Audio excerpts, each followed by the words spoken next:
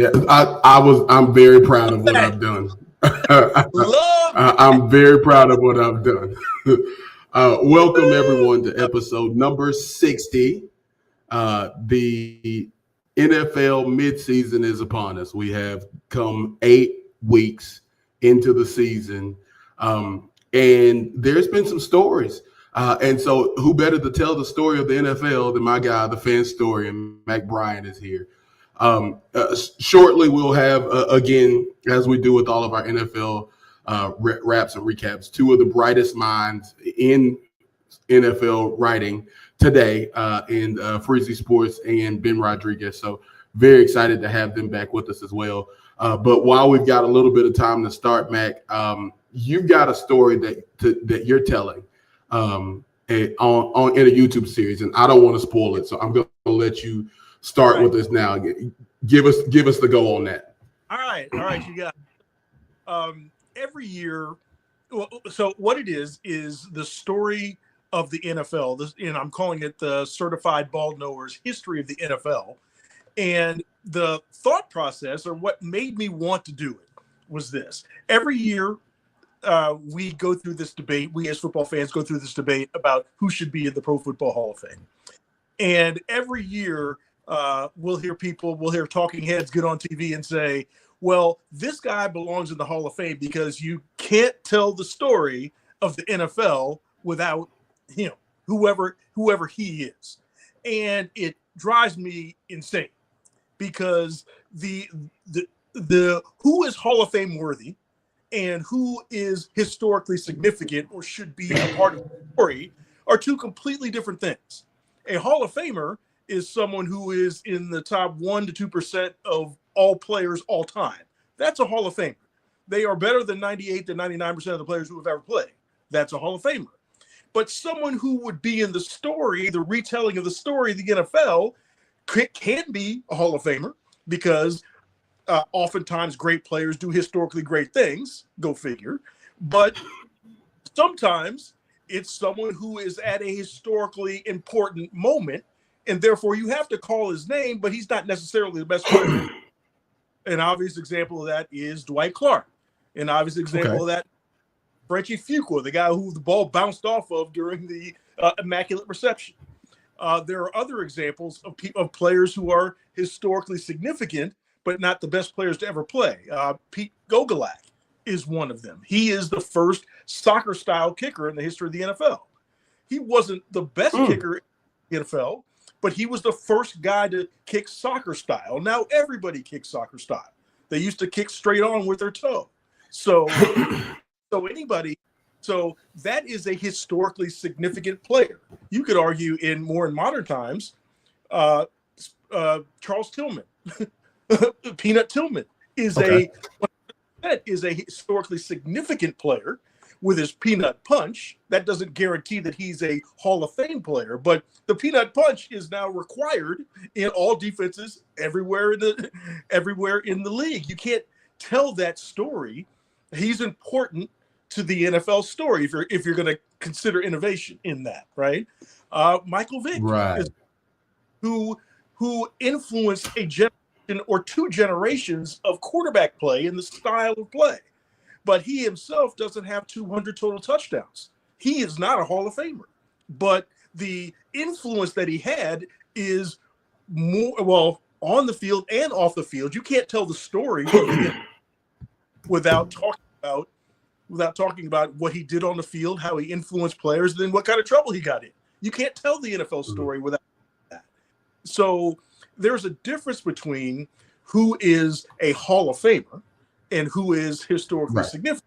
So then it got me to thinking, well, if I wanted to tell the NFL story, who must be included and who would I exclude, right? If I was going to make the movie version of the who is in that? Who's integral to the plot?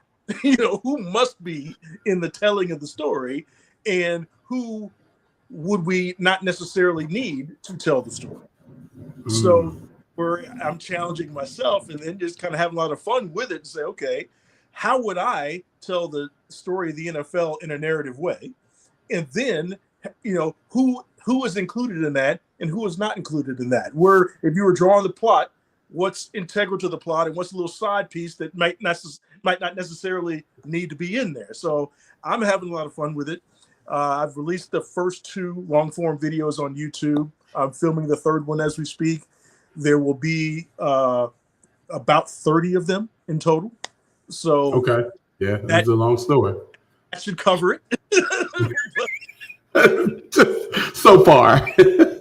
I think one of the examples you used was Nick Foles was a perfect example of a guy that look, man, he takes down maybe one of the greatest dynasties in football history, period. Anybody that laces up, and puts on shoulder pads in any form. But what he did, his story was outstanding. But no, we're not putting Foles in the Hall of Fame by any means. And I tell you what, I've been on debates online with Eagles fans who will want to put him in their all-time team. I'm like, dude played less than 40 games with the Eagles. The Eagles are an 80-year-old franchise. I mean, I felt like it would be an insult to the Eagles to say that he was one of the best players to ever play for them. Well, he played a very important series of games, no doubt, in a great series of games. Yeah. But it's an insult to call him one of the best. I think it's an insult to Eagles fans to call him one of the best Eagles to ever. And certainly he's nowhere near a Hall of Famer. But the debate, the most interesting debate is, of course, Eli Manning, right? Where he is. Oh, that's a good one. That's where people want to. When the talking heads want to say you can't tell the story of the NFL without Eli Manning, they're 100% true. They're 100%. That is true. You can't. His team stopped the unbeaten 18-0 Patriots from becoming 19-0 and winning the. I mean, that Patriot team is probably the best Super Bowl winning team to ever be. Right. I mean, that team was a juggernaut, and his Giants team stopped them and stopped them again. Beat them twice. I mean, that just tells you what. Aside. So would you put Eli in the Hall of Fame? Well, that's the thing. It's like the argument for Eli is he's got 2 rings. He beat the GOAT both times, right? He is, and that just tells you how good Tom Brady is. He's so good that if you beat him, you're good. You can get greatness. You get contact greatness from Tom Brady. That's how contact greatness. But the flip side is if we say what is a Hall of Famer, who belongs in the Hall of Fame, and my first going in position is you got to be one of the best players at your position in your era. Right. And I'm not sure exactly where Eli is on that list, but there's somewhere between 6 and 8 or 9 players better than him at his position in his era. Eli was never. Eli was only a Pro Bowler 4 times in an era where everybody was getting Pro Bowls, right? Okay. Eli, his career passer rating is 84. In his era, there are 18 players who have a better one. Out of the 20 players who started 100 games or more while Eli was in the league, 18 of those 20 or 17 of those 20 have a higher passer rating than Eli Manning. The 2 that don't are Ryan Fitzpatrick and Matt Hasselbeck. Those are the only 2 Hall of Famers era that have a worse passer rating than Eli. Eli's record, his one-loss record is 117 and 117, 500. So there's so many stats that say he's not a Hall of Famer. And then he had magical runs that ended with victories over Tom Brady that says that he is, right? So it's an interesting debate. My take is that, well, obviously he's story-worthy. If I had a vote, I wouldn't put him in. But I know that I fully expect that he will be in as soon as this cycle. So I think this reminds me of from a basketball standpoint. It reminds me of Reggie Miller, same guy. Which Reggie Miller is a Hall of Famer, right? Yes, he only averaged 20 points a game as a shooting guard, as the lead, the green light on his team. But his runs in the playoff, which is what makes me think of this, were so fantastic. And again, I think it's that same concept of when you make the guy bleed, then you become immortal as well. And so and that's what we're seeing in Nick Foles, is what we're seeing in Eli Manning, even so much as like the Matt Stafford, who when the Rams beat the Bucks in Brady's final season, you saw that same thing. It's our ring culture, right? Because Matthew Stafford wasn't considered anywhere near that prior to that ring, and now you'll see, even today, you'll see rankings of him, and he's like top. I mean, there's people on TV that put him top 2, top 3 quarterback. I'm like, are you kidding? But no, but he's another one. He made 2 Pro. I still think to this day, he's made 2 Pro Bowls. He's never been an All-Pro. He's been in the league, 14, 15 years? 15 years. It's had a good run so far. So if you compare him to his peers, he's not a Hall of Famer. But he is top 10 all time now because he's played a long time in a passing era. He's top 10 all time in both passing yards and passing touchdowns. So that's where it's going to be interesting, because you've got all of these players who played in the 2000s, 2010s, 2020s, where passing has never been easier and throwing an interception has never been harder. They're going to have these all-time looking stats. Gaudy numbers. Yeah, my guy from my team, I'm an Atlanta Falcons fan, so Matt Ryan. He's also he's a top 10 in both of those things. But he was never considered. Well, one year, 2016, he might have been elite. Yeah. Any other year. So he has a hard case as well. But I think both Eli and Matt Ryan, in this case, they're very they're on TV all the time. Yeah. They are, without actually campaigning, they're in effect campaigning every single day for the gig, right? So I think at some point they'll both get it. Where players who aren't in the public eye like that don't. So, all right. While I know we got a few more folks that are going to join us, but first off, I've said this before and I'll say it again, man. I can listen to you. I can just let you go all day. I would, if you ever are interested in some sort of frequent podcast, let me know. I just I'll put it together. You just get on there and I'm gonna press record until you say stop recording. But one of the things that I appreciate that. I mean, I love talking ball. I love talking ball. It literally, man. So all right, so let's talk this one right here. While I got a little more time with you, I'll tell you what my next campaign might be, and it's making the MVP race not all about quarterbacks anymore.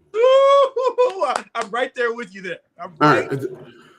There are, I'll pull out some of my Fanstorian act that I know that there's only 2 defensive players that have won the MVP, right? Yeah.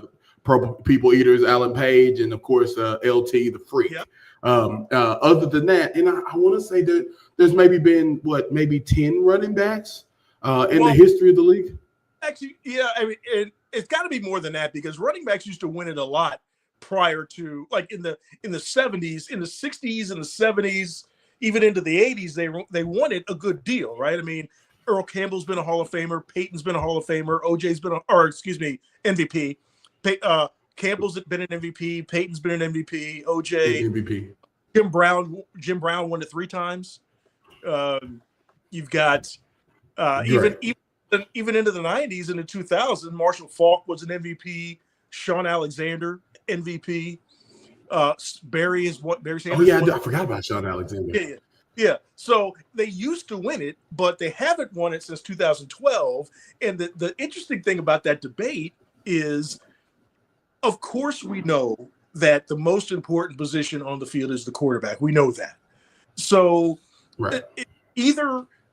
it's very difficult for any player to be more important to his team than a quarterback is, right? It is. It just is. Okay. At the same time, if you're going to make other positions essentially ineligible for the role, then just formally do that and make it like baseball does. You've got a Cy Young award that's only for pitchers. If you're not a pitcher, you can't get the Cy Young, Right. and do something like that where you're awarding the position groups maybe or something like that instead of teasing us with the, oh yeah, maybe this guy will win it, and then some And then right. And I think of that because you talk about probably the biggest surprise, which we'll get to our best surprises in this season. But it's the Colts. I'm sure there's a bunch of other surprises that can be presented, but the Colts have got to be the biggest surprise in the league right now. And even the bigger surprise of that Colts team is their quarterback. Sure. But I don't think, without a doubt, the most valuable player on that team is Jonathan Taylor. It's like Saquon last year. Everyone knows who stirs the drink. It's Jonathan Taylor is insane. And Unreal. NFL Live, which I love because they just talk ball and they do analysis and they don't do any of the soap opera stuff. So they were talking about Quentin Nelson and Jonathan Taylor and how he is so athletic and their offensive line is so athletic that they're creating holes that are like trucks can go through these holes. Not that he's not good. He is good. He can make people miss too, but so often he doesn't have to because he's not getting hit 4 yards down the field. Yeah, and it's a difference between when you're making a linebacker miss as opposed to making a safety miss or making a cornerback miss or making a defensive tackle miss. So in today's game, obviously your line, and I think that does play a part in it. One of the things I was talking with someone yesterday on the pod about, and I brought up your book, which we definitely got to make sure we shout out before we go. The GOAT rules. Yeah. In the game of football, it's a little bit harder to determine everything because, in basketball, you've got LeBron, you've got MJ, you've got their stats, what they've done, how they've affected the game, and how they've affected the play. It's quantifiable. And maybe this is where you're going with this, but in basketball, these guys stay on the court almost the entire game. They also get to play against each other, right? They're literally playing against each other. Right. Some of them will guard each other. Right? In football, you've got the guy who plays the most in a football game is still only on the field for 45% of the snaps, right? You got 45% offense, you got 45% defense, you got 10% special teams, right? So we want to talk about Mahomes versus Allen. Mahomes and Allen are never on the field together except for the handshake. Never at the same time. Yeah. That's the only that's where I was alluding to, and you're absolutely right. It's harder to kind of determine this. And again, going back to the MVP race, when you're looking at Jonathan Allen, obviously, like you said, Quentin Nelson, and he's been a stalwart on that offense for through the good years and the bad years, right? Zach Martin is another guy that I think of, and I'm a lineman, so I got to show the lineman some love. But those players are unsung. I don't know if you remember a couple years ago when they were thinking about Penei Sewell or who's the left tackle for Penei Sewell is with the Lions, and then he's on the Lions, right. And then Rashawn Slater is the left tackle for the Chargers. And one of them they were thinking about I want to say it was Slater. They were thinking about making him the rookie of the year because of how he changed that offensive line. Just by himself and his ability, and I think that's the deal is that you have to have. I mean, though you've got to have a line, right? That makes all the difference for Allen. That makes all the difference for makes all the difference for Daniel Jones. We've and John Mara said it himself. He said that they did not do him any service in New York. And so it's not fair to say, but at the same time, you got to make the plays, and we all have to work together. We've got to know the protection schemes. Now, I think that was one of the things that made Peyton Manning so amazing as a player for so long was his ability to not only he literally called the whole offense, and he would work with his line just Saturday to make sure that the offensive line worked. Yeah, He was an on-field coordinator. So yeah, he was an OC. It's pretty impressive. And so in that regard, yes, I would be willing to say. Now I don't know that Peyton Manning was supposed to split that MVP with McNair. If we're just talking most valuable, but I won't argue that fact. So right now, before I go any further, I definitely got to shout out my guy Ben Rodriguez. Ben, man, glad to have you on. Good to see you, and I know Jen Freezy said he's. Yes, sir, man. And then this is Mac. I know we met in the chat, but man, nice to meet you, definitely, man. I'm Ben. definitely excited to chat with you guys for a little bit here. And then I know Freezy's on the way, and believe it or not, the resident anchor Puerto Rican Anthony Roman is on the way as well. So there'll be a good deal of fire that's coming this way. Just so you know, Mac, all four of us are in our fantasy football league. Oh, yeah. And oh boy. Oh yeah, it's. Don't worry, I didn't even pull up the shirt today, B-Rod. It's good. But keep it in the closet, man. Where do you even stack that thing? our losers punishment, Mac. Have we talked about this yet? Our losers punishment is something, right? So actually, you'll meet Freezy here in a second, and he said the phrase "booty blasted," and I pretend really hard to be an adult, but deep down inside, I'm a child, and so I giggled at that phrase for about 4 days, and then I was like, we got to make this our punishment. And so the T-shirt says, "I got booty blasted in the Fanatic Sports Fantasy Football League," and so somebody's got to wear that shirt, man. Well, look, man, let's get a little bit in while we got B-Rod here, man. So B-Rod, real quickly, tell me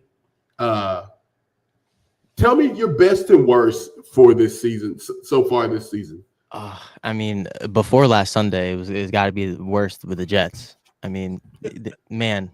And it was funny enough because it was the one game that I didn't watch so far this year. So I don't know. they just love to torture me, man. I can't even enjoy them when they win. But it's all right. We got a bye week this week. But as far as the best, I mean, we were just talking about the Colts before. Those are they're obviously like the biggest shock of the league. But I mean, man, I was making my power rankings today, and when I was writing up the Tampa Bay Bucks, I was writing about them. I was saying, like, I want to rank them so much higher, but it's just like I can't, because it's like their offense, their injuries are just killing them, man. Like Bucky's out, Mike Evans out probably for the season now, which is brutal. You know, it was his last season this year. Yeah. Like I want to say that Bucks are the best because, you know, through week 5-ish, through week 6, we were calling Baker like an MVP candidate, and you know he may be still might when Bucky comes back. You know, that offense could still be, you know, they could still flourish with Ibuka and company, but that Mike Evans is still a big blow. Baker's MVP case gets stronger with the injuries, doesn't it? Because I would say so. If they keep winning, if they win that South, which I'm sure they will, and if they are a 2 seed, a 3 seed, Baker did that. Still all him. True. And we keep seeing his game time after time again, like, you know, the fourth quarter comebacks that we saw earlier in the season. I would say that was some of the best that we've seen so far. And then of course, you know, JT with the Colts again, but that's just beating a dead horse at this point. Another 2 touchdown game last week against the Titans. So 3. Look at that. He had 2 rushing, 1 catching. Would you put the Bucks into the conference championship, B-Ron? I think they could get far. I said last year they should have went. You know, they should have done way better than what the record showed. I think with the pieces of, you know, like Buka, and you know that defense is still, you know, it's always good under Todd Bowles. So I would put him in that conversation, but I think we're just gonna have to see like the longevity, I would say, of their, you know, their health. They're still not technically a healthy team, and you know, like we said, Baker Mayfield, you could still be an MVP candidate, you know, even with the injuries. But at the end of the day, you know, it's still firepower against firepower, in my opinion, when it comes, you know, offenses in this league at this point. because Yeah, we got it's Detroit arms with race. their offense, and they whooped Tampa Bay. So what would you say on the AFC side? What would you look at as far as a conference championship prediction there? man, I really wanted to put the Ravens at the beginning of the year, but they just we keep talked going about back that. to square one, like with their defense. It's just a hospital, and it's just like, man, they can't catch a break. But yeah, no, real quick before I go with the AFC, man, I really don't want to say this, but the Chiefs might end up there again, man. Like we might be seeing this. Like it very much could be. It very much could be. But I would put the Chiefs in the conversation. The Broncos. Shout out to Freezy. They had another good game last week. They exposed Cowboys defense. They embarrassed them. Yes, sir. Speaking of which, I summoned him. But yeah, man, as far as AFC is kind of tricky right now, in my opinion, because it's like the Steelers, they're losing game. Like, in my opinion, I thought Pittsburgh should have beat Pack. I had them beating the Packers. we were winning, and I don't know. You said it. You alluded to it earlier, B-Rod, talking about not watching your team and they got better. I was watching as we were up 19-16, and I was like, oh, it's the middle of the third quarter. We're running the ball well. We're gonna tuck this one away. I had to work overnight. I roll over. Take a quick nap. I roll back over to a notification that said 35-19. Just what in the world is going on here? Just blowing the lead like that. And before I go any further, and I know you gotta go, B-Rod. We have to acknowledge. We have to acknowledge the. Yes, sir, man. Thank you for hopping on for a second. We got to acknowledge the inventor of the phrase "booty blasted," Freezy Sportz. Man, glad to have you on. Another bright young mind in the NFL writing world. Freezy, tell us a little bit. You can't hear me? Matt, can you hear me? I hear you perfectly. Okay. All right. Cool. Okay. So Mac, why don't you give us a best and worst so far this season? Well, it's I know. It's hard to not say the Colts, Jonathan Taylor, the resurrection of Daniel Jones. That team is just. They barely punted for the first 3 or 4 weeks of the season. That offense, and I think they've done enough now where you have to believe in them. Like, it's for the first 3 or 4 weeks, you're like, oh, it's just the Colts. They'll come back to the pack, right? But they look now like 100% legit now. So that has to be on top of your best list. Right. Worst, I don't like to do worst. I'll say how I'm disappointed. I'm disappointed. Certainly I'm disappointed in my team, the Falcons, 3-4. With some terrible losses. They won't decide who they are, right? They're good enough to beat the Bills on Monday night, bad enough to lose to the Panthers by 30, to lose to the Dolphins by 24. So they can't decide who they are. I would say another disappointment. The Ravens, I know they're injured, but the defense especially is I can't believe how badly that defense is played. So the Ravens, they're 2-5. I guess they look like they're getting Lamar back. They'll probably get this win Thursday night. They're probably still in the mix to win that division. Even from 1-5, they go down and win that division. But I'd say If I told you that was my best, would that sound bad as a Steelers fan? Oh, well, we're all fans. we're all fans of something. No, I would say if I was going to give my best, I'm gonna step away from the Colts. Like I said, that's a dead horse. I want to say that my best is looking at what the Niners continue to do. Yeah. I mean, because talk about hospital, and a lot of people are saying that the Ravens are bad because they're injured, and that's a very fair reason to say that they're bad. I have my opinions, but that's as good as far as excuses go. That's a pretty solid reason for them not to be very good. The Niners are finding a way. Kyle Shanahan's offense is touchable by any stretch of the imagination. And I am just blown away that, again, revival of a quarterback. You look at Mac Jones out in San Francisco looking so good that you wonder why the Niners paid Brock Purdy. Yeah. They've been uncommonly good. Yeah, that's an interesting debate all itself, right there. Yeah, so again, listen, shout out to one of our guys, one of our contributors, Big Mark Winston talks constantly about how it's more about your Jimmys and Joes than your X's and O's, and that's not wrong. But with a Kyle Shanahan, and there's a few other coaches. Andy Reid had a run like that as well, where it didn't matter who it was; they were just unreal. Belichick's defense for all those years were just. You could literally put anybody in a Patriot jersey and shoulder pads, and somehow they were an all-pro defender. Deion Branch.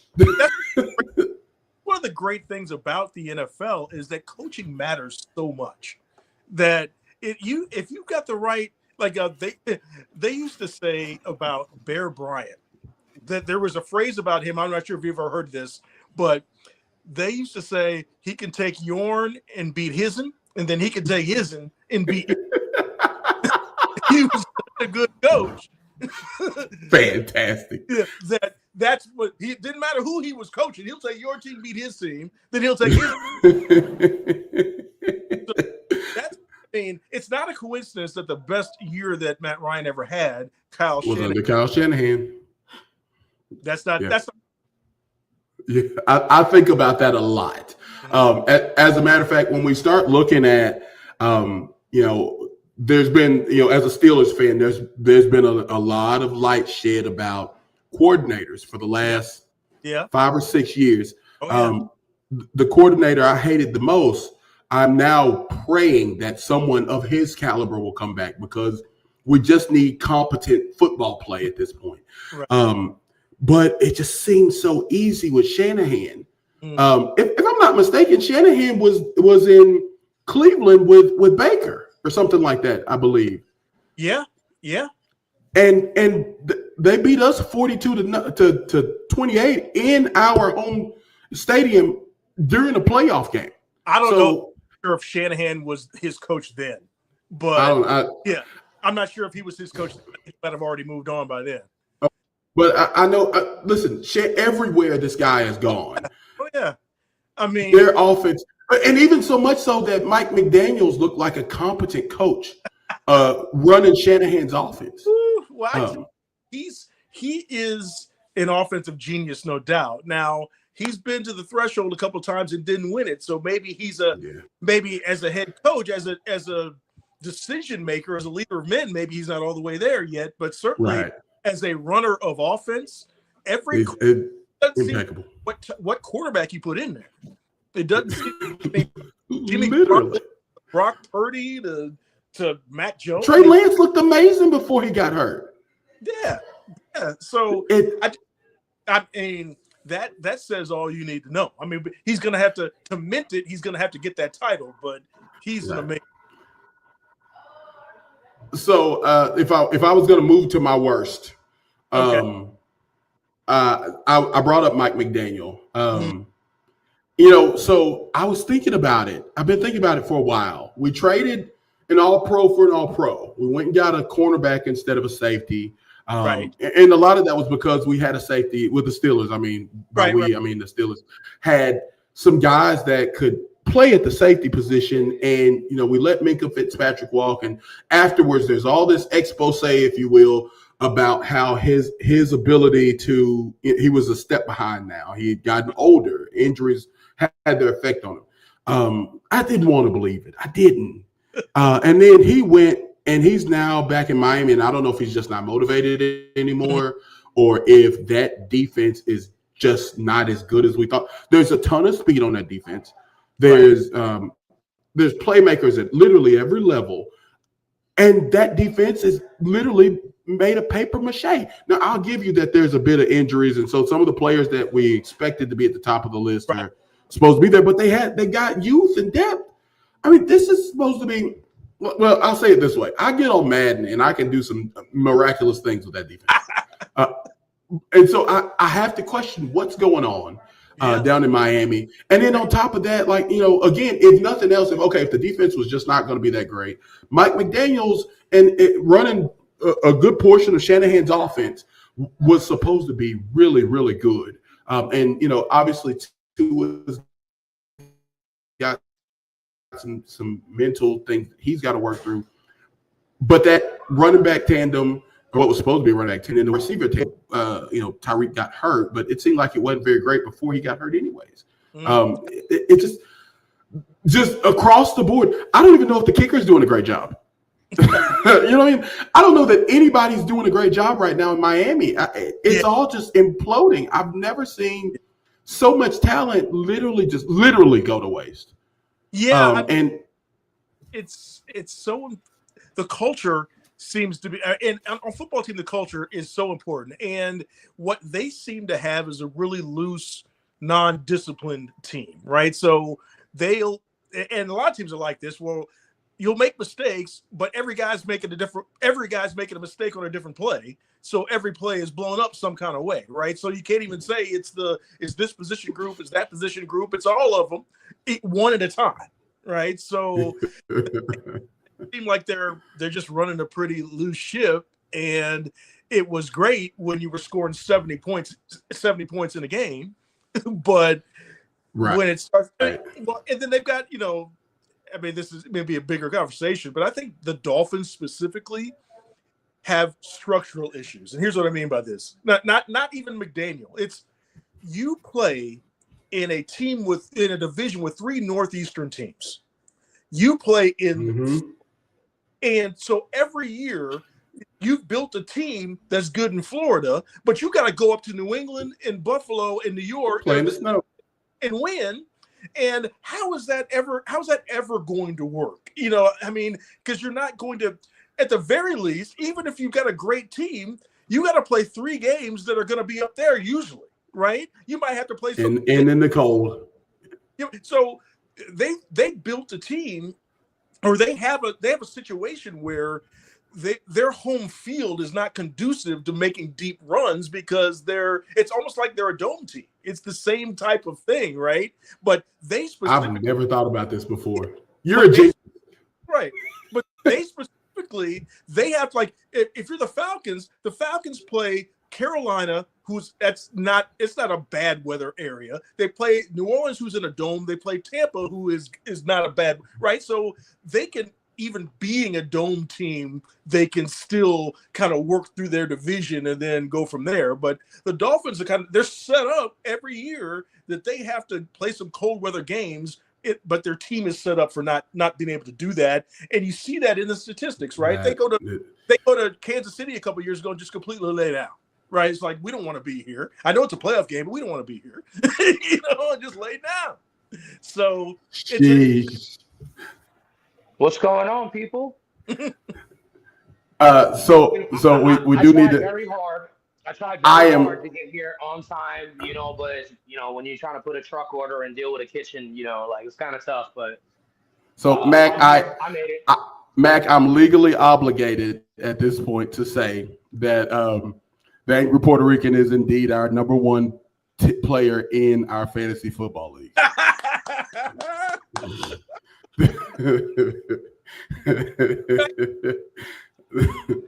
Look. We're, it's not the NFL. It's not the fantasy recap. But I will say this. Look, man. It's been some really close games that I've noticed. Where me and you play this week, it's going to be fun to see how you move around some players. And move around some things based off matchups, and that's why I love that this is a grudge match, man. No, that's true. Well, I love the fact that we get to talk about the NFL recap, because there are a lot of things I definitely want to talk about. You guys are talking about Atlanta, things like that. You definitely were talking about the Dolphins. One of the things I've noticed about the Dolphins, I think they're about to be in rebuild mode. When you look at it, I think the team has given up on Mike McDaniels. I honestly think they've given up on him. I don't think like he was so excited for that victory. Oh yeah, we're gonna look. I'm sorry, there's only so much you can do when you have a quarterback who cannot read. honestly, I don't think Tua can read an offense. I don't believe that is to save my life. I feel like he's Taylor Green all over. Just honestly, Taylor Green's a little bit more athletic, and I hate to say that, but just looking at the way when you watch games. Well, wait a minute. Taylor Green can see over the line too. Yeah, that's true. But also Tua, I don't know what there are certain reads I'm just looking at. I'm like, where he's basing everything off of. You remember how Julio Jones didn't, like how he, when he played wide out for Atlanta, and he was all over the place. Like you could put him in the slot, you could put him in the, on the outside. You could have him motion this and the third, and the guys had to figure that out. Yeah. Guys are now figuring out, hey, all we have to do is stop Jalen Waddle, and then who else do you have? You have nobody else. Yeah, Waller's hurt now too, so I mean that's not even an option for him. Yeah, it's just not even. I feel like honestly, I feel like they're basically the Jets right now. I honestly will say this, even though the Jets got their first win of the season, which was really great win, but I feel like honestly the Dolphins are a lot more worse. We didn't expect much from the Jets. No. We expected more from the Dolphins. And that has to be one of those things where I have to say those are one of the conversations we need to be having. Like, okay, when is Mike McDaniel's seat on the hot seat right now? Because you're coaching like crap. His seat is molten lava hot. I mean, he's weak. I mean, he's week to week right now. I mean, I think that if he had lost to the Falcons, that would have been his last game. And here's the thing, and you're definitely right about that because you got to look at it too. It's like, okay, no Michael Penix, no Drake London, and they still were able to do that. You had to fight to win that. That says a lot. And don't get me wrong, I'm not taking any discredit away from Kirk Cousins. I'm not discrediting anything from that man. I'll take all of it. I'm glad you are, Mac. I'm glad, Mac. I really am. I'm glad. Kirk Cousins. And I tell you what, I'm not a flamethrower. I don't like to do that.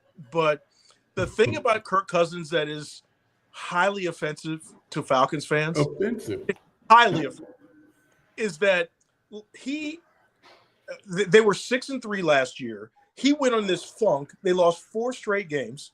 He got benched. The season ended the way it did. They 8-9. They missed the playoffs. He goes on interviews the week before the Super Bowl, the week leading up to the Super Bowl, and says, I know it was undisclosed. I was never on the injury report, but I was hurt those 4 games. And therefore, that's why I was bad, because I was hurt. So what that says to me is that he's willing to throw his team under the bus because he was afraid of Michael Penix in the game and he's never getting his job back. So he trashed. Well, let's just put it this way, Mac. You onto something there, but there's one thing you're missing. One part of that statement. Okay. Highway robbery is what he has done to 2 different teams. He is the king of finesse, no question. I mean, look how much money his agent needs an award. Yeah. Most definitely needs an award. But I'll say that Falcons fans so many Falcons fans are hot at it. I mean, to the point where I'm not sure if I could fully be mad at what happened last week, because it would have been worse if he had balled out and caused the quarterback controversy. That would have been worse. Because then we might have. But it's Michael Penix's job for the taking, and Michael Penix is still learning. Here's the thing, but his rapport with Drake London compared to Kirk Cousins is completely different. The guys want to play for Michael Penix. They see the athlete he is. They see the dedication he has brought to the team as a leader. Kirk Cousins just cares about that dollar right now. I don't even think he cares about the big. Honestly, to me, I'll take money, but right now, give me a championship because that's my legacy.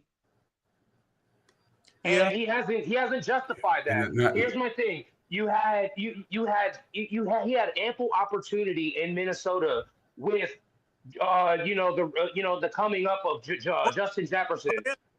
Yeah. Harrison Smith, and granted it was his later years, but still, like, you think about those things. You think about the guys that he had. to help them lead. And he went to what it was. This was before the 17-game season. He went 13-3 and lost in I think the semifinals, not the conference. Yeah, he shit the bed. And yeah. excuse me, Mama Mitchell. I do swear jar. I know. So let me ask you this, Ant. Give me your best and worst so far this season. I think and try not to say the Colts. I'm not actually going to say the Colts. I'm actually really, really surprised and shocked at the San Francisco 49ers. Given what they've done with injuries and how they've been able to handle looking at Mac Jones being a quarterback in a system where he's played for the Patriots, being a backup, and now look at him. Now you have a quarterback controversy right there. Do you go with Mac Jones, the hot hand, or do you put the starter back in, Brock Purdy, Mr. Irrelevant? Those are things that I look at. I don't know what happened last week against the Texans where they, Christian McCaffrey shit the bed again. You're looking at that. He only gave 8.3 fantasy points a game, for that game. You're looking at guys like George Kittle. He was able to find at the end zone. But it's like, where everybody else? Them actually being smart and getting some defensive linemen off the Patriots, wondering what the Patriots are doing there. It's like, what are you doing? When you make that trade, late, you see things and you're like, wow, what's going on? Who's playing chess and who's playing checkers? So I give the best to the 49ers because I did not expect them to be with the injuries and the no Deebo Samuels. Yeah. You got Kendrick Bourne playing. Jeremy Tongues is, stepped up in a major role for, as a starting tight end. Looking at that, Christian McCaffrey had 40 points the week before, and then he comes down to earth like he looked mortal. But you just look at that team and you're like, okay, this is a playoff team. They have the pieces and they're working with what they have. I think, again, as I said, the worst is the Miami Dolphins. I was going to say the Steelers, but honestly, they just need a few. And I'm just not even sure, no shade at you or anything at all, Bluck. I was going to say them because it's like, offensively, you guys are doing great, but where is the steel curtain? Where is the defense that we're used to seeing? We're not seeing the typical Steelers defense that we normally see. But the Dolphins are where it's at. Look at Mike McDaniel's, his press conferences, man. It's like, dude, how drunk or how high are you when you're doing these press conferences? You make no sense. You're at your post game in the locker room speech. You sounded high or drunk as hell trying to give the game ball away. Like, what are you doing, buddy? I'm sorry. So no, the worst goes to the Miami Dolphins. I honestly think Aaron Glenn is going to be gone here in about 2 games for the Jets. I'm not even going to blame the Jets because I could literally put them up there because the owner laying out on Justin Fields for that. Him just taking it and just rolling with it. It's like, look, man, you can't be a black man and as a starting QB and have the world on your shoulders and expect your owner, who's supposed to have your back, you signed him for this amount of money, and then you just shit in the bed with him too. Like, I mean, there's got to be a fine line between love and hate, and I don't know what it is over there in the Jets. But with the Dolphins, we already see it. Mike McDaniels, this is Mike McDaniels last year. Yep. Yeah, he's done. So all right, so Mac, how about you for a conference championship prediction? You got any option? I know there's a lot of football left. So there's a lot of football left, and I just I love how the NFC is wide open. Just as a fan. You've got I'm not sure what it is this week. I didn't look at I haven't looked at all the way at the standings, but there was 11 teams in the NFC, or actually, it might have been 12 teams in the NFC before last week that had 3 wins or more.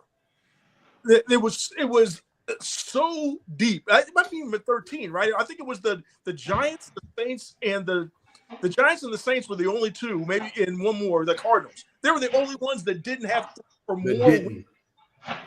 So it's wild. Don't forget Washington. I'm sorry. Please don't and I really hate to say it, but we can forget Washington. Look, I gave you praise. You can give my team. My bad. You're right. See. I mean, your team is only going as far as the 40-year-old anyway, so it don't matter anyway. So I mean, you can, and that little bullshit you have right there, the Steelers will win 11 games. Yeah, on what defense? I mean, we'll win 11. Right now, look, we only got 7 more to go, and Baltimore is bad. All I want to say is the Steelers' offense. They look really, really good. They look like an NFL caliber offense. They look competent. Yeah, they do. And your defense looks like Pop Warner defense out there. It's bad. So I wouldn't be so far fetched into saying that I will go under 11 games for you guys. It'll probably be the first time that the Mike Tomlin era we see him not make the playoffs and be under 10 games winning. Okay. It could be. That's a hot take. So okay, go ahead, Mac. All right, so your conference championship predictions. The NFC is wide open, man. The Packers look scary, really scary to me. The Eagles are going to figure it out.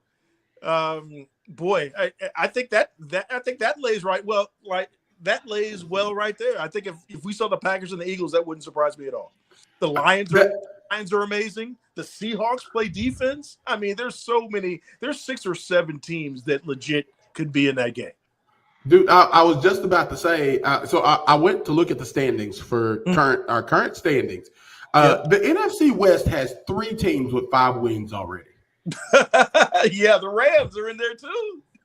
And I think that's the craziest part. Is literally I could give you about 8 different pairings of teams. That was what I was actually working on that, and it was just so much to do from an image standpoint that I wasn't able to complete it because if I said, all right, so and literally we could do like that spinning thing. You see it on Instagram where they have the spinning teams. Yeah. We could literally have both teams spin in the NFC, and you wouldn't bat an eye at it. The Lions and Eagles, the Lions and Rams, the Lions and Packers, which I think that could be a conference championship. As long as we know it's not as long as we know it's not the Commanders. Hello, here we go. All right, Mac, here's the best part. So first of all, before we start the foolishness, this is Justin Frazier. Again, another very sharp mind in NFL writing today. Also a proud Broncos fan. He's also the proud owner of the number 1 pick in the Fanatic Sports Podcast Fantasy Football League because he had the highest grade on our NFL quiz. All right. Very proud of this. Mac, you'd be proud of him. He knew all of his stats. He what'd you score? 12 out of 15? I think so. Sorry for the winning. I mean, it doesn't even matter. Look where he's at in the standings. I don't want to hear shit. My team is injured. Sorry for the win. Hey, he had the number 1 overall pick and shit the bed too. Who was the number 1 overall pick? I'm gonna tell you something. Sorry for the win. I gotta walk my grandma's dog real quick, but I want to let you know something, sir. You may have won a few weeks ago. That does not matter because there's delayed satisfaction in what is to come, and that is me reigning on top of the Fanatics Fantasy Football League. Have you ever had a take and it looked like trash at first, and then you came back and it was like, I told you so? That's what this is gonna be. That's it. Not unless honestly. Look, I just want to say, Freezy, you're right, man. You're absolutely right. I will give you that. I will be humble. See, I will be nice. I won't be the angry Puerto Rican. I will be the happy Puerto Rican today. I've never seen you happy a day. Puerto Rican. I've never seen you happy a day I've been on this show. You're bringing out. I've never seen new people we haven't met yet. Okay. I've introduced you to Ben Rodriguez. I've introduced you to Justin Frazier. Let me introduce you to the happy Puerto Rican and Anthony Rowan. There's no such thing. We're all meeting new people today, man.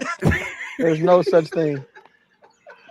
Look, hey, Freezy, I don't know, man, but there are times, Blocker, I will message Freezy and just check up on him, man. If I don't see him, posting much or saying much, I'll actually message him and be like, yo, you good, bro? Everything good? Just hope all well.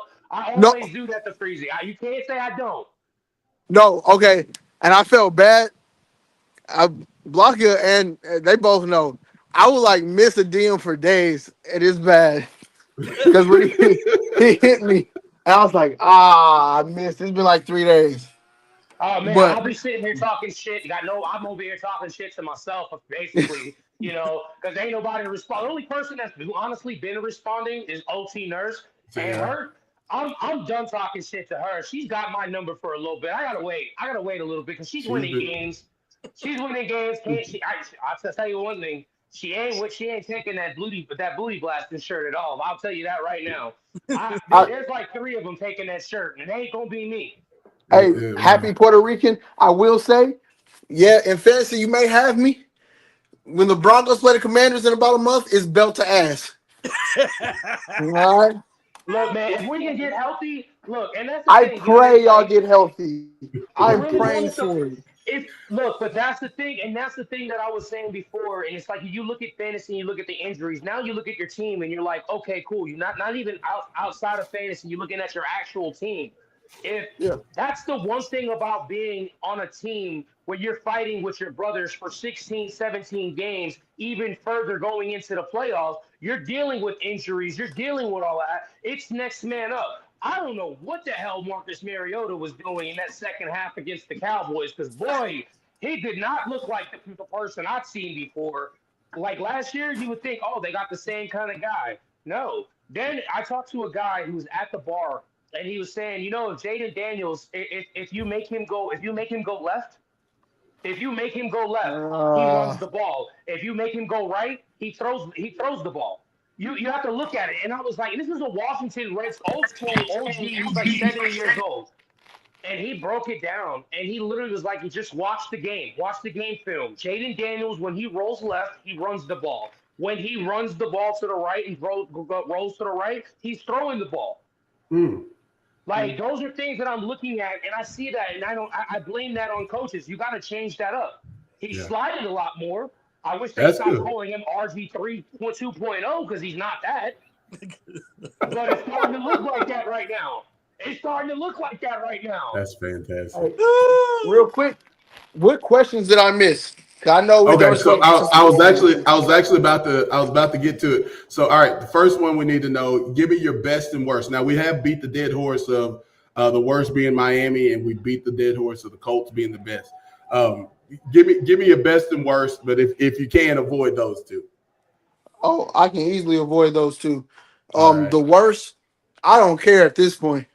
My brother is a fan. The Atlanta Falcons annoyed the heck out of me, bro. Like, seriously, it's too much talent on that team for them to be losing 30-0 to the Panthers, and then I believe 34-10 to the Dolphins. The Dolphins have Storm Duck as their number 1 corner.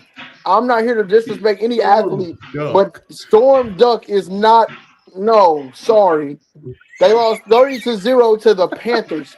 I'm pretty sure the Panthers haven't shut anyone out in quite some time before this season. I don't know. It's too much talent on that roster. I don't care if Kirk Cousins was playing or not. I don't care if Drake London was in or out. You got Bijan Robinson, Tyler Algier. I mean, Kyle Pitts hasn't worked out the best, but still, it's too much talent on that roster to be losing to the Miami Dolphins. Yes. Yes. And yes. Kyle Pitts is the Kwame Brown of basketball. He's not okay. Hold on. He's not that bad. Okay, God, it's not that. No, we can't say that. He's not that bad. I'm sorry. You got to put one in the swear jar for that one, Anthony. You got to put one in the swear jar for that one. He's not that man. He's so inconsistent. It is the most inconsistent. He is inconsistent. Play Yes. I have seen from a tight end, man. Like, look. I understand and get your feet wet and all of that, but how many years do you need to get your foot wet? Before you finally just get in the pool. Yeah. And then go jump in the water and go get baptized. How about your best, Freezy? Is best best team so far or the week? You can do it either way you choose. What's the best thing you've seen in the league, or what's the most surprising? He's not a real fan. I'm not gonna lie on this podcast to these people. I love the Broncos to death. I think we're fantastic. I don't like Bo Nix, so I'm not gonna sit here and lie to these people. The Come best thing on, I've bro. seen Nix is so great. far. Yeah, okay. All right. The best thing I've seen so far, and somebody said the Colts, so the best thing I've seen so far is probably the return of OG Pat Mahomes. I have enjoyed Oh, watching OG Patrick Mahomes throwing, actually trusting his O-line, actually being able to throw it past 5 yards. That it's been fantastic. But so team-wise, oh, the best has been outside of the Colts to me, probably like the Rams. I know that's ugly, just because like they blew 2 leads. But I could just think they very have a well have 2 fantastic leads. roster, top to bottom. Great pass rush. Great. Matt Stafford is on his way to a career year, which is crazy at this point of his career. You Right. got Tay Adams, Puka. I think they could make a run, Yeah. which isn't. It's not a bold take, but yeah. Yeah. All right. So this will lead right into question number 2 for you, Freezy. We're making conference championship predictions. So I want to say, I don't know if I got to my AFL AFL conference championship predictions, but I got the Chiefs in there. Is that crazy to say? They made the last 8 years. No, it's not crazy to say. It's almost blasphemous not to say, actually. I mean, like, so when I usually, and the league is wide open right now, right? Because, I mean, Atlanta, like we talked about it earlier, Mac talked about it. Atlanta beat the Bills and beat them handily, right? If I recall correctly, this wasn't like a close game where it was the last second walk off, whatever. No, Atlanta dominated the Bills. From opening whistle to the ending whistle. Think about that. And we're talking about the Vikings did the same thing, right? The Vikings also did this. The Falcons destroyed the Vikings. God bless. And then they lose. Then they lose just like. Here's the thing, though. That's the thing.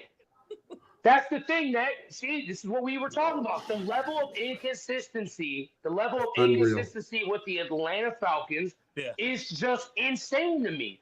It's crazy. They should be winning games every single week. It don't matter what QB you have. Just give the ball, give it to your playmakers, and let's rock. And I don't understand it. Well, hey, Matt, can you explain where Bijan went last weekend? Because he went on vacation. Here's the answer. The answer is in Punta Cana. When your team gives A performances and F performances in back-to-back weeks, isn't that coaching? Yeah, I like Mac. Mac's in his bag. Because you can't just think about it. Just like you said, they dominated the Buffalo Bills. They went into Minnesota and abused the Minnesota Vikings. And then they lose a home game to the Miami Dolphins, who were fully prepared to fire their coach at 12:01 that evening. Mac, can I add to that? They lost that game. Can I add to that? They were 7 days removed from their quarterback saying he called out the entire team in the post-game press conference. I mean, so you're talking about like when, as a fan, just as a irrational fan of the team, I'm like, okay, I'm looking at the schedule. I'm looking at the next 6 weeks, starting with that Dolphin game. I'm like, okay, Dolphins check, Saints check, Panthers check. Even though they lost to them, they're gonna get back to them. So the 6 games, and then they play the Colts. They play the Colts in Germany. They play New England this week. And then they have one more game that was kind of a difficult game, right? So actually, they play the Saints, Jets, Dolphins, Panthers, Colts, and Patriots. I'm like, okay, they're gonna 3-0 against those bad teams, no matter what. Then they're gonna beat the Panthers. Right. Then they're gonna split maybe with the Colts, and so that's what I'm thinking. And they lose the easiest game on that entire list. Look, they're going to have. And they lost to the 40. They lost to the 49ers. They lost to the 49ers, who are so injured. All four of us could start on their defense right now. Well, and the thing is, but it's fine. It didn't even bother me. Well, the 49ers have been doing it with smoke and mirrors, so I mean, I give them their credit for that, but they weren't competitive. That was the problem. Hey, if you could do me a favor, if y'all could just put me on LOB, I'm great, man. For the 49ers, it's LOB, left on bench. I'll be fine with that. I'll be fine with that. Hey, what's up, KJ? But no, honestly, look, I don't know. It's so crazy to watch a talented team. Yeah, it's so crazy to watch a talented team like the Atlanta Falcons. So much talent. And the way you come in and you watch, and it's like they're hard to bet on. When you go to look at them, it's like which team. Like when you're trying to pick the money line, are you really going to pick the money line based off the performance they're playing? No. Or hey, they're on my no bet list now. No, facts. They lost that's me. What I'm saying, though. But you're crazy. That's what I'm saying. I don't know what level of consistency you're going to get from. You don't know are they going to come out strong? Or are they going to come out weak and then finish strong? Or are they just going to shit the bed completely the entire game and then act like it's this guy was injured? It don't matter. It's always next man up when it comes to football. And if you don't have your guys prepared, Mac, to go back to your point, it is based off coaching. Your coaching has to take accountability for the lack of preparation that you have. And for the second string or third string coming off, you got to have preparation. If they ain't prepared, they're not going to win nothing and they won't be successful. And then you're just basically wasting the talents of Bijan Robinson. You're wasting the talents of, I guess, Kwame Brown, Kyle Pitts, and Drake London. Well, all right. And by the way, the reason you have Kirk on the roster, supposedly, is because he is a starting caliber quarterback that can come in a pinch and win a football game for you if your number one guy couldn't go. That's why he's going to be on the roster. I haven't heard, do you like that in a long time? What's that? I said, I haven't heard, do you like that? Do you like that? A long time. And I don't think we're going to see that anymore. We're going to be like, no, we don't like that. We don't like that. We don't like that anymore. I'm sorry. Look, I'm fully awake today. I had a lot of sleep. It feels great. I had a bunch of work. It was very easy. So, and plus I've been, studying while I was on this cater. I was studying on my way back. So it was kind of nice. Kind of talk a little mess. When you think about the best and worst, another thing that I also want to say the worst is has to be, honestly, the referees. Oh. I will say the referees in these games have been they haven't been consistent at all. That forward progress on the Eagles that was forward progress. Look, that could have been a game changer. I'm sorry. I understand they lost Scatterbo, but that team will be exciting. And I will say this, the Giants will be an exciting team come next year. I'm not going to take anything from the G-men at all. I love everything I see from them offensively. They're missing a few pieces. We had the playbook on, and we were talking about how fun they look and, how awesome it is to be, a New York fan. When you're a New York fan, and granted, I'm not a New York fan. I'm only a Met fan right now. Remember that. But when you look at it, it's like I'm sitting here and I'm actually giving praise to an NFC East rival. That says a lot. Wait, are you not claiming the Knicks? I claim the Knicks. I claim the Knicks, but you have to understand. He's a Nets fan. When I claim the Knicks, the shit that I get from Blocka is so delusional. That's why I don't even say it anymore, because he still believes the Clippers are winning 40 games this year. But here's the thing. Well, what do we need to shake on for that? Because 40's easy. Anthony, if it makes you feel better, I was just in Pittsburgh for the game. Sure y'all saw my story. Man. I messaged you and I was like, yo, dude, how fun was that, man? Like, yo, dude, like, and you messaged back like it was different. It was a beautiful experience. Loved it. I'm very thankful. How cold was it? Cold as a cuss word I probably can't say on your podcast. We're trying to keep the sweat jars to a minimum. The amount of times the wind smacked me in the face was unheavenly. Mm. And it's not even cold there yet. I mean, for Pittsburgh.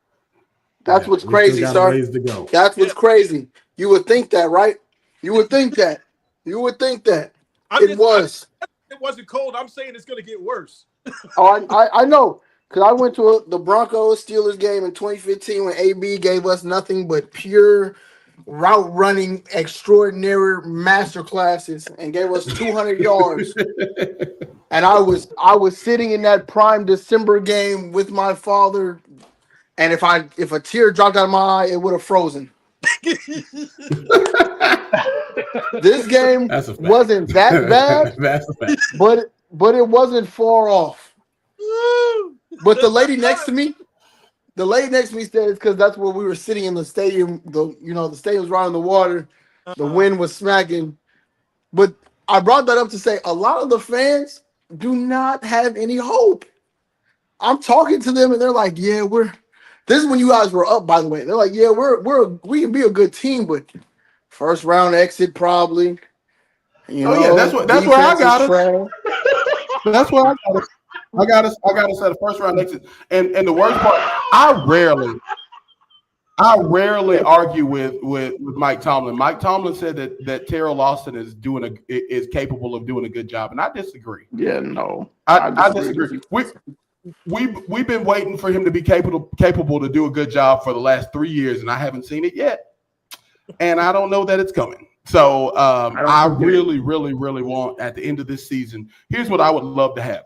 I'd love to have Mike McDaniels because he needs Mike Tomlin to discipline and get him back on the right path, and then give me Antonio Pierce as our defensive coordinator, and then we'll go and draft a quarterback. And 2 years from now, we'll win a Super Bowl. That's what my prayer is. I think we both know y'all are not drafting a quarterback. Hey, Freezy. You see right underneath Blocker's thing, it says the Steelers will win 11 games. I said that's the understatement. That's under. That's going to be under. They probably might not even win 9 games with the defense that they have right now. I'm sorry. They have Pop Warner defense. I said it earlier. You look at them and you look at the way Jordan Love and Kraft. Like, just think about that. Tucker Kraft, he exploited you guys the secondary ridiculously all game. Let me correct you there though, and as a person that looks at this thing very closely, he didn't exploit our secondary. He exploited our scheme. His ability to run after the catch. Because if you look, all of those were just check downs to the flat, and then he'd take it and turn, and he would run over what looked like children that were scared to tackle like an ice cream truck. That's what it looked like. And so it's our scheme. And to be fair, maybe that goes above Terrell Austin, but whatever the case is, there was missed tackles from our linebackers, particularly the one we paid the most money to. There was, I'm sorry, man. There's, you may not be wrong. I think offensively we'll do enough. Obviously, we're going to win 9 games. That Mike Tomlin don't lose 9 games. I don't know why.